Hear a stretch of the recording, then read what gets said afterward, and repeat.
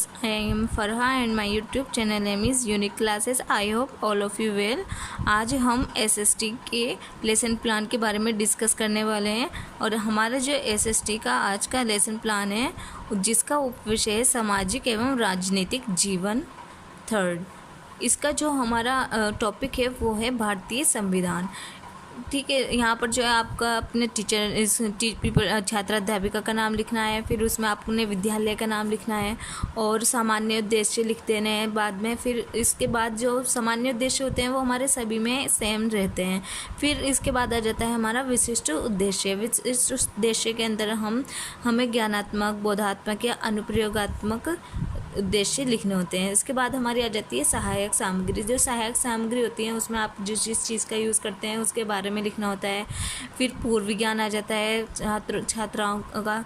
फिर इसमें आ जाता है प्रस्तावना प्रश्न। तो जो इसमें क्या होता है, लास्ट प्रश्न आपने कैसे तरीके से लिखना है कि आपका जो लास्ट प्रश्न होता है उसमें आपका समस्यात्मक प्रश्न होना चाहिए, जिससे कि आपको जो आपका छात्र अध्यापिका होता है या अध्यापक या अध्यापिका तो वो ये अनाउंस कर देता है कि आज हम जो है कि संविधान के विषय में विस्तृत अध्ययन करने वाले हैं। फिर इसके बाद आ जाते हैं हमारे वही टीचिंग पॉइंट्स वगैरह आ जाते हैं, यानी कि शिक्षण बिंदु आ जाते हैं। क्रम संख्या, छात्र अध्यापिका क्रियाएं, छात्र क्रियाएं, शिक्षण विधि, सहायक सामग्री, शामपट कार्य, मूल्यांकन, प्रदर्शन। इस तरीके से हमारा जो है यहाँ पर एक्टिविटी वर्क आ जाता है। फिर इसमें जो है सबसे पहले हमने कोई भी टॉपिक स्टार्ट करने से पहले उसके विकासात्मक प्रश्न करना ज़रूरी होता है, उसके बाद ही हमने जो उसका स्पष्टीकरण देना पड़ता है।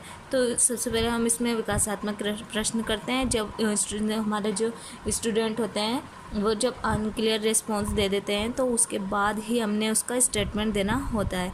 जिस भी विधि का प्रयोग किया जाता है हम उस विधि के बारे में शिक्षण विधि वाले कॉलम्स में लिख देते हैं।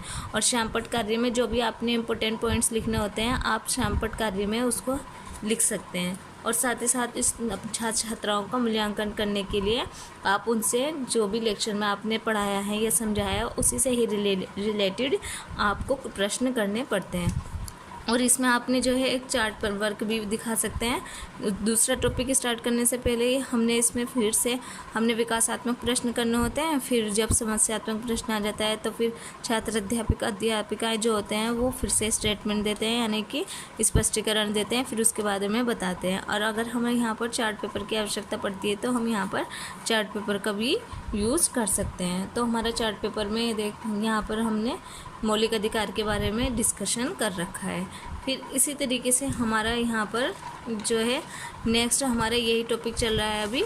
तो हमारे इसमें क्या है कि समानता का अधिकार के बारे में दे रखा है। और यहाँ पर हमने छात्र क्रियाओं के बारे में भी लिखना है कि जब हम उनसे पूछते हैं तो बच्चा हमारा आंसर भी देता है, यानी कि बच्चा एक्टिव रूप से हमारा यानी कि ध्यानपूर्वक से हम टीचर अध्यापक को सुनता है।